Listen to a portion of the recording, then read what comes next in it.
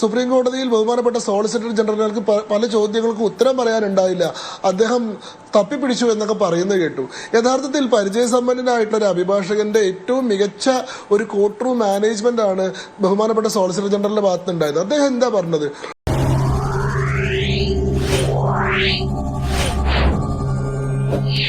ശങ്കുട്ടിദാസ് ഇവിടെ പറഞ്ഞിരിക്കുന്ന കണക്കുണ്ടല്ലോ, ഈ വഖഫിന്റെ പ്രോപ്പർട്ടിയുടെ എണ്ണം ഓരോ കൊല്ലം കൂടുന്നതും കൂടി വരുന്നു എന്നാണ്. തെറ്റാണത്. ആകെ 1.5 ലക്ഷം ഏക്കർ സ്ഥലമാണ് വഖഫ് സ്വത്തായിട്ടുള്ളത്, വഖഫ് ഭൂമിയായിട്ടുള്ളത്. 8.5 ലക്ഷം കെട്ടിടങ്ങളാണുള്ളത്. മനസ്സിലാക്കണം, ഇത് കൃത്യമായ ഒരു കണക്കാണ്. വെറുതെ 45 ലക്ഷം 85 ലക്ഷം തന്നിട്ട് ഒരു ഒഫീഷ്യൽ സ്റ്റാറ്റിസ്റ്റിക്സിന്റെ സഹായം ഇല്ലാതെ ഇങ്ങനെ പറഞ്ഞു വിടാൻ. അതേപോലെ തന്നെ തിരുച്ചെന്തൂർ എന്നൊരു ഗ്രാമം മുഴുവൻ വഖഫാണെന്ന് പറഞ്ഞിരിക്കുന്നു. അത്രേ എന്തൊരു വിദ്വേഷ പ്രചരണമാണിത്. എന്താണ് തിരുച്ചെന്തൂർ സംഭവം? സെറ്റിൽ ചെയ്ത പ്രശ്നമാണ്. അവിടെ 520 ഏക്കർ ഭൂമി വഖഫിൻ്റെതുണ്ട്. അത് 954 വഖഫോട് ഉണ്ടാക്കിയപ്പോൾ തമിഴ്നാട് ലാൻഡ് റവന്യൂ വിഭാഗം വഖഫായിട്ട് പിന്നെ കൊടുത്തതാണ്. ആ ഭൂമി എവിടെയാണെന്നുള്ളത് തമിഴ്നാട് വഖഫ് ബോർഡിന് അറിയില്ല. അതുകൊണ്ട് ആ തിരുച്ചെന്തൂരിലെ 520 ഏക്കർ ഭൂമി എവിടെയാണെന്നത് സർവേ ചെയ്തു തരണം എന്ന് തമിഴ്നാട് സർക്കാരിനോട് വഖഫ് ബോർഡ് അഭ്യർത്ഥിച്ചതാണ്. ശരി ഷാഫി. അപ്പൊ ആ സർവേ നടപടികൾ പൂർത്തിയാകും വരെ വ്യക്തമാണ്. ശംഖുവിന്റെ സമയമാണ്. ശംഖു പറയാം. സർവകക്ഷി യോഗം വിളിച്ച് സ്റ്റാലിൻ അത് പരിഹരിച്ച കേസാണ്. അല്ലെ, അത് പരിഹരിച്ച കേസാണെന്ന് ഞാൻ പറയാം. പരിഹരിച്ച് കഴിഞ്ഞ കേസ് കേസായിക്കൊണ്ട് വീണ്ടും ശങ്കുട്ടിദാസ് പറയാം. അല്ല, നോക്കൂ, ഇവിടെ രണ്ടുപേരും കേന്ദ്ര സർക്കാരിനെതിരായിട്ടുള്ള നിലപാടിലാണ് സംസാരിച്ചുകൊണ്ടിരിക്കുന്നത്. ഏറ്റവും ചെറിയ സമയം കിട്ടുന്നത് എനിക്കാണ്. എന്നെ സംസാരിക്കാൻ അനുവദിക്കാതിരിക്കുന്നത് ശരിയല്ല. 3 കാര്യങ്ങൾക്ക് എനിക്ക് പ്രധാനമായിട്ട് മറുപടി പറയാനുണ്ട്. ഒന്ന്, സുപ്രീം കോടതിയിൽ ബഹുമാനപ്പെട്ട സോളിസിറ്റർ ജനറലുകൾക്ക് പല ചോദ്യങ്ങൾക്കും ഉത്തരം പറയാനുണ്ടായില്ല, അദ്ദേഹം തപ്പിപ്പിടിച്ചു എന്നൊക്കെ പറയുന്നത് കേട്ടു. യഥാർത്ഥത്തിൽ പരിചയസമ്പന്നനായിട്ടുള്ള ഒരു അഭിഭാഷകന്റെ ഏറ്റവും മികച്ച ഒരു കോർട്ട് റൂം മാനേജ്മെന്റ് ആണ് ബഹുമാനപ്പെട്ട സോളിസിറ്റർ ജനറലിന്റെ ഭാഗത്തുനിന്നുണ്ടായത്. അദ്ദേഹം എന്താ പറഞ്ഞത്? ഓരോ സെക്ഷൻസിന്റെ മുകളിൽ ഇൻഡിവിജ്വൽ ആയിട്ട് ഡിബേറ്റിന് ഞങ്ങൾ തയ്യാറല്ല. ഞങ്ങൾക്ക് ഈ കാര്യങ്ങളെ മുഴുവൻ സംബന്ധിച്ചൊരു നിലപാടുണ്ട്. ഞങ്ങൾക്കൊരു റിട്ടേൺ സ്റ്റേറ്റ്മെന്റ് ഫയൽ ചെയ്യാൻ, ഞങ്ങൾക്കൊരു പൂർണ്ണമായിട്ടുള്ള അഫിഡവിറ്റ് ഫയൽ ചെയ്യാനുള്ള സമയം തരണം. ആ അഫിഡവിറ്റിൽ ഞങ്ങൾ എല്ലാ വശങ്ങളെ പറ്റിയും സർവ്വതോന്മുഖമായിട്ട് എല്ലാ വശങ്ങളെ പറ്റിയിട്ട് ഞങ്ങൾ സംസാരിക്കും. അതല്ലാതെ ഓരോ സെക്ഷൻ 3R പറ്റിയിട്ടോ അല്ലെങ്കിൽ സെക്ഷൻ 9 പറ്റിയിട്ടോ സെക്ഷൻ 14 പറ്റിയിട്ടോ ഇൻഡിവിജ്വൽ ആയിട്ട് കടക്കാൻ തയ്യാറല്ലെന്നാ. അവിടുത്തെ ഗുണം എന്താണെന്ന് വെച്ചാൽ, അവിടെ സുപ്രീം കോടതി അദ്ദേഹത്തിന്റെ സബ്മിഷൻ അംഗീകരിച്ചു. ഒരു കോടതിയിൽ നമുക്കറിയാം, ഒരു ഇടക്കാല വിധി, ഒരു സ്റ്റേ വന്നു കഴിഞ്ഞാൽ അവിടെ ഗവൺമെന്റ് ഡിസഡ്വാൻറ്റേജസ് ആയി കഴിഞ്ഞു. അവിടെ പ്രൈമ ഫേസി ഗവൺമെന്റിന് ഒരു പരാജയം നേരിട്ട് കഴിഞ്ഞു. പിന്നെ ഈ സ്റ്റേ വെക്കേറ്റ് ചെയ്യാൻ വേണ്ടി ഗവൺമെന്റ് കോടതിക്ക് പുറകെ നടക്കേണ്ട ആവശ്യമുണ്ട്. ഓരോ ഘട്ടത്തിലും ഒരുപക്ഷെ സ്റ്റേ എക്സ്റ്റെൻഡ് ചെയ്ത് പോയേക്കാം. സ്റ്റേ വെക്കേറ്റ് ചെയ്തിട്ടുണ്ട് ഗവൺമെന്റിന്റെ ആവശ്യമായി. സ്റ്റേ വരാതിരിക്കുക എന്നുള്ളതാണ് ഗവൺമെന്റിന്റെ ആവശ്യം. അതുകൊണ്ടാണ് ഗവൺമെന്റ് അവിടെ അണ്ടർടേക്കിംഗ് കൊടുക്കുന്നത്. ഗവൺമെന്റിന്റെ അണ്ടർടേക്കിംഗ് എന്താ പറയുന്നത്? ഈ നിയമം ഞങ്ങൾ നടപ്പാക്കില്ലെന്നുള്ളതല്ല. ഒരാഴ്ച ഞങ്ങൾ റിട്ടേൺ സ്റ്റേറ്റ്മെന്റ് ഫയൽ ചെയ്യുന്നതിനിടയിൽ ഈ പറയുന്ന അപ്പോയിന്റ്മെന്റുകൾ നടക്കാനോ ഈ പറയുന്ന ഡീനോട്ടിഫിക്കേഷൻ നടക്കാനോ സാധ്യതയില്ല. ചട്ടങ്ങൾ രൂപീകരിച്ചിട്ടില്ലാത്തതുകൊണ്ട് ഞങ്ങൾ വിചാരിച്ചാൽ പോലും അത് സാധ്യമല്ല. അതുകൊണ്ട് ഇടക്കാല വിധി വേണ്ടെന്ന് ആ വാദം അംഗീകരിച്ചുകൊണ്ട് ഇടക്കാല വിധി പുറപ്പെടുവിക്കാതിരുന്നപ്പോ അവിടെ ഗവൺമെന്റ് ജയിച്ചു കഴിഞ്ഞു. ഇതിനകത്ത് സ്റ്റേ ഇല്ലെങ്കിൽ തത്വത്തിൽ സ്റ്റേ തന്നെ എന്നൊക്കെ നമുക്ക് രാഷ്ട്രീയ വിരോധം വെച്ച് വെറുതെ പറയാം. ഞാൻ മാത്രമല്ല, അവരെല്ലാവരും ആദ്യഘട്ടത്തിൽ നിയമമൊക്കെ പറഞ്ഞതിന് ശേഷം അവസാനം നരേന്ദ്രമോദിയുടെ ചരിത്രബോധം മികലാണ്, അതുകൊണ്ട് ഇവരൊക്കെ നിയമം ഉണ്ടാക്കി ഇങ്ങനെ വരുള്ളൂ എന്ന് പറയുന്ന നിലയിലാണെങ്കിൽ നമുക്ക് വേണമെങ്കിൽ പറയാം. ഇതൊന്നും യാഥാർത്ഥ്യമില്ല. സോളിസിറ്റർ ജനറലിന്റെ പൊസിഷൻ എന്താണെന്ന് വെച്ചാൽ, ഞങ്ങൾക്ക് റിട്ടേൺ സ്റ്റേറ്റ്മെന്റ് ഫയൽ ചെയ്യാൻ സമയം വേണമെന്നുള്ള ഈ പ്രതിപക്ഷത്തിന്റെ ആവശ്യമായിരുന്നു. എന്താണ്, ഈ രേഖകളില്ലാണ്ട് നമുക്ക് ഓഫ് ഹാൻഡ് ആയിട്ട് ഓർലി വാദിക്കാം ഓരോ സെക്ഷനെ പറ്റിയിട്ടും. അങ്ങനെ വാദിച്ചതിന് ശേഷം ഇടക്കാല വിധി പുറപ്പെടുവിക്കാമെന്ന്. ഗവൺമെന്റിന്റെ ആവശ്യം എന്തായിരുന്നു?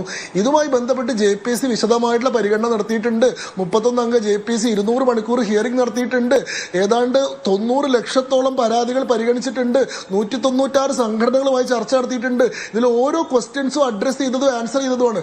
അത്രയും എക്സ്റ്റൻസീവ് ആയിട്ട് കൺസൾട്ടേഷന്റെ രേഖകൾ സുപ്രീം കോടതിക്ക് മുമ്പിൽ വെക്കാനുള്ള അവസരം ഗവൺമെന്റിനുണ്ട്. ആ രേഖകൾ വെച്ചതിന് ശേഷം ഞങ്ങൾ ഈ വിഷയങ്ങളെല്ലാം പരിശോധിച്ചതിന് ശേഷമാണ് ഓരോ സെക്ഷനും ഉണ്ടാക്കിയതെന്ന് പറഞ്ഞു കഴിഞ്ഞാൽ ഇതിന്റെ മുകളിൽ ഒരു തർക്കത്തിന് സ്കോപ്പില്ല. അതിലേക്ക് പോവാതിരിക്കാനാണ് രേഖകൾ സമർപ്പിക്കുന്നതിന് മുൻപ് തന്നെ, ഞങ്ങളുടെ സത്യവാങ്മൂലം സമർപ്പിക്കുന്നതിന് മുമ്പ് തന്നെ ഓറലി ഓരോ സെക്ഷനെ പറ്റിയിട്ടും വാദം വേണമെന്നുള്ള ആവശ്യം കപിൽ സിബലും മറ്റുള്ളവരും ഉന്നയിച്ചത്. അത് ഒഴിവാക്കാനാണ് ഓരോ സെക്ഷനെ പറ്റിയിട്ടും ഈ ഘട്ടത്തിൽ നമുക്ക് ചർച്ച ചെയ്യാൻ പറ്റില്ല, റിട്ടേൺ സ്റ്റേറ്റ്മെന്റ് ഫയൽ ചെയ്യട്ടെ എന്നുള്ള നിലപാട് സോളിസിറ്റർ ജനറൽ എടുത്ത് ആ നിലപാട് വിജയിക്കുക ചെയ്തു. ഒന്ന്. രണ്ട്, 5 വർഷം പ്രാക്ടീസ് ചെയ്യാത്ത മുസ്ലിമിന് വഖഫ് ചെയ്യാൻ കഴിയില്ല എന്നൊരു പ്രൊവിഷൻ കൊണ്ടുവന്നത് പൗരാവകാശത്തിന്റെ ലംഘനമാണെന്നൊക്കെ പറഞ്ഞു കേട്ടു.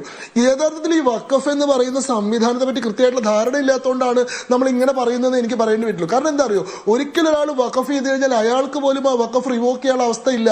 വൺസ് എ വഖഫ് ഓൾവേസ് എ വഖഫ് എന്നാണ് തത്വം. അപ്പൊ അങ്ങനെ ഇരിക്കെ ഇപ്പൊ ബംഗാളിലെ മുർഷിദാബാദിൽ കലാപം നടന്നുകൊണ്ടിരിക്കുകയാണ്. ആ കലാപത്തിന്റെ ഇടയിൽ ആളുകൾ നിർബന്ധിത മതപരിവർത്തനത്തിന് വിധേയരായാൽ അവരുടെ എല്ലാ വസ്തുക്കളും അവരെ കൊണ്ട് വഖഫ് ചെയ്യിച്ചു കഴിഞ്ഞാൽ നാളെ അവിടെ സമാധാനം പുനഃസ്ഥാപിക്കപ്പെട്ടു കഴിഞ്ഞാലോ അവർക്ക് സ്വധർമ്മത്തിലേക്ക് മടങ്ങിപ്പോയി കഴിഞ്ഞാലോ ഈ നടത്തിയ വഖഫ് തിരിച്ചെടുക്കാൻ പറ്റില്ല.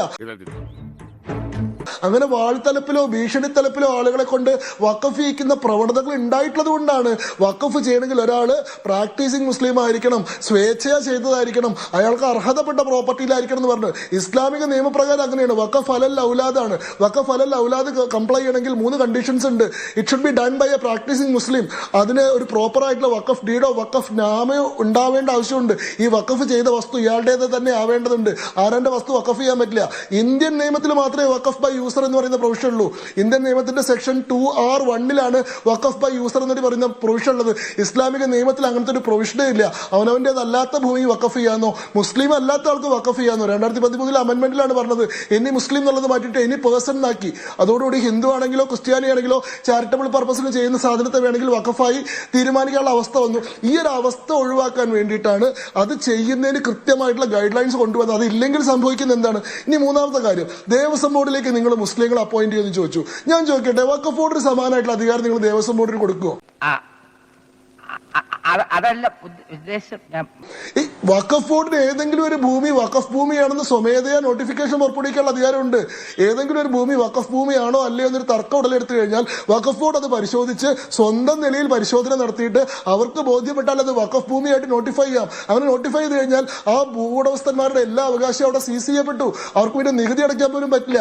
ഇത് വഖഫ് ഭൂമി അല്ലെന്ന് പിന്നെ അവർ കോടതിയിൽ പോയി തെളിയിക്കണം. ബർഡൻ ഓഫ് പ്രൂഫ് അവരുടെ മുകളിലാണ്. ദേവസ്വം ബോർഡിന് ഒരു ഭൂമി ദേവസ്വം ഭൂമിയാന്ന് വാദം ഉണ്ടെന്നിരിക്കട്ടെ, ദേവസ്വം ബോർഡിന് എന്താ ചെയ്യാൻ പറ്റും? ഇതേപോലെ നോട്ടിഫിക്കേഷൻ ഇറക്കാൻ പറ്റുമോ? അവർ സാധാരണ ഏത് പൗരനെയും പോലെ സിവിൽ കോടതിയിൽ പോയി വർഷങ്ങളോളം കേസ് നടത്തിയിട്ട് ഈ ഭൂമി ദേവസ്വം ഭൂമിയാണെന്ന് സ്ഥാപിക്കണം. പിന്നെയും ഈ വിധി നടത്തിയെടുക്കാൻ വേണ്ടി വർഷങ്ങളോളം എക്സിക്യൂഷൻ പെറ്റീഷൻ ഫയൽ ചെയ്യണം. ഞാൻ ചോദിക്കട്ടെ, നിങ്ങൾ വഖഫ് ബോർഡിലുള്ളതുപോലെ ദേവസ്വം ബോർഡ് നോൺ മുസ്ലിംസിനെ അപ്പോയിന്റ് ചെയ്ത് ചോദിക്കണ്ടല്ലോ. വഖഫ് ബോർഡിനുള്ളൊരു സമാനമായിട്ടുള്ള അധികാരം ദേവസ്വം ബോർഡിന് കൊടുക്കാന്ന് പറഞ്ഞാൽ നിങ്ങൾ സമ്മതിക്കുമോ? അപ്പൊ തന്നെ നിങ്ങൾക്കറിയാലോ വഖഫ് ബോർഡിന് അന്യായവും അനിയന്ത്രിതവുമായിട്ടുള്ള അധികാരങ്ങളാണ് കൊടുത്തിട്ടുള്ളത്. ഡിസ്പ്രപ്പോർഷനേറ്റ് ആണ്. അപ്പോ ഇതിൽ ധാരാളമായിട്ടുള്ള വിഷയങ്ങളുമായി ബന്ധപ്പെട്ട തർക്കങ്ങളുണ്ട്. തിരുച്ചെന്തുരയുടെ കാര്യം പറഞ്ഞു. തിരുച്ചെന്തുരൈ മാത്രമല്ല, ട്രിച്ചി ജില്ലയിലെ 18 ഗ്രാമങ്ങൾ പൂർണ്ണ വഖഫ് ബോർഡ് ക്ലെയിം ചെയ്തിട്ട് ഇതൊക്കെ നിങ്ങൾ ഒഴിവാക്കോ? നീ അറിഞ്ഞ ഞാൻ പെട്ടു. ഇതെല്ലാം ഇങ്ങനെ സ്റ്റാലിൻ ഇടപെട്ട് തർക്കം പരിഹരിക്കാൻ സാധിക്കുമോ? ശരി ശങ്കുറ്റിദാസ്, ഒറ്റ കാര്യം, ഈ 5 വർഷം പ്രാക്ടീസ് ചെയ്ത മുസ്ലിം ആണെന്നുള്ള സർട്ടിഫിക്കറ്റ് ആര് കൊടുക്കും? ആര് സാക്ഷ്യപ്പെടുത്തും? ഒരാള് പ്രാക്ടീസിങ് മുസ്ലിം ആണ് എന്നത് ഇപ്പൊ സ്ഥാപിക്കാൻ ആർക്കാണ് അധികാരമുള്ളത്? ബഹുമാനപ്പെട്ട ഹൈക്കോടതിയുടെ ഉത്തരവിന്റെ അടിസ്ഥാനത്തിൽ ഒരാള് സെൽഫ് അറ്റസ്റ്റ് ചെയ്താൽ മതി. ഞാൻ മുസ്ലിമാണ്, അല്ലെങ്കിൽ ഞാൻ ഹിന്ദു ആണ്, ഞാൻ ക്രിസ്ത്യാനിയാണ് എന്ന് ഒരു മുന്നേ കേരളത്തിൽ 2 സഭകൾക്ക് മാത്രമേ ഒരാൾ മുസ്ലിമാണെന്ന് കൊടുക്കാനുള്ള അധികാരം ഉണ്ടായിരുന്നുള്ളൂ. ഒന്ന് പൊന്നാനിലെ മൗനത്തിൽ ഇസ്ലാം സഭയും 2 കോഴിക്കോടുള്ള തൗബിര്യത്തിൽ ഇസ്ലാം സഭയും. ബഹുമാനപ്പെട്ട ഹൈക്കോടതി 2023 പറഞ്ഞു അങ്ങനെയുള്ള സഭകളുടെ സർട്ടിഫിക്കറ്റ് ആവശ്യമില്ല.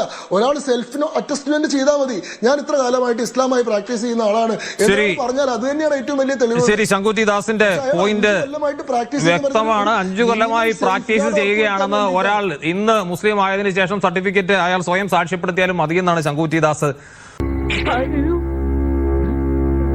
പറയുന്നത്. ഒപ്പം നേരത്തെ പറഞ്ഞതുപോലെ ഈ തിരികെ പോകുമ്പോൾ അത് സ്വത്ത് തിരികെ എടുക്കാനുള്ള അവകാശം അടിസ്ഥാന മറ്റെല്ലാം മാറ്റിവെക്കാം. ഇപ്പോൾ എന്റെ ഭൂമി ഒരാൾക്ക് എഴുതി കൊടുക്കണം, ഒരു മത സംഘടനയ്ക്കോ അല്ലെങ്കിൽ ഒരു ചാരിറ്റബിൾ ട്രസ്റ്റിനോ എഴുതി കൊടുക്കണമെങ്കിൽ എനിക്ക് ഉള്ള സ്വാതന്ത്ര്യം വഖഫ് ചെയ്യാൻ ഒരു മുസ്ലിമിന് അല്ലെങ്കിൽ അങ്ങനെ ചെയ്യണമെന്ന് ആഗ്രഹിക്കുന്ന ഒരാൾക്ക് ഇല്ല. അതിന് ഒരുപാട് നിബന്ധനകൾ വേണ്ടിവരുന്ന സാഹചര്യത്തെയാണ് പൗരാവകാശ ലംഘനമെന്ന് ഈ പ്രതിപക്ഷം അടക്കമുള്ള ആളുകൾ വിശേഷിപ്പിക്കുന്നത്. നമുക്ക് വേഗം തിരികെ എത്താം ഒരു ചെറിയ ഇടവേളയിലേക്ക്, അല്ലെങ്കിൽ ഷാഫി വീണ്ടും പരാതി പറയും ഞാൻ സമയം ആവശ്യത്തിന് നൽകിയത്. ശങ്കുറ്റിദാസ് പോയിന്റ് വ്യക്തമാണ്, പറഞ്ഞതാണ്, ഇതിന് മറുപടിയും പറഞ്ഞതാണ്. ഇപ്പൊ ഞാൻ കേട്ടു, നീ കേട്ടില്ല.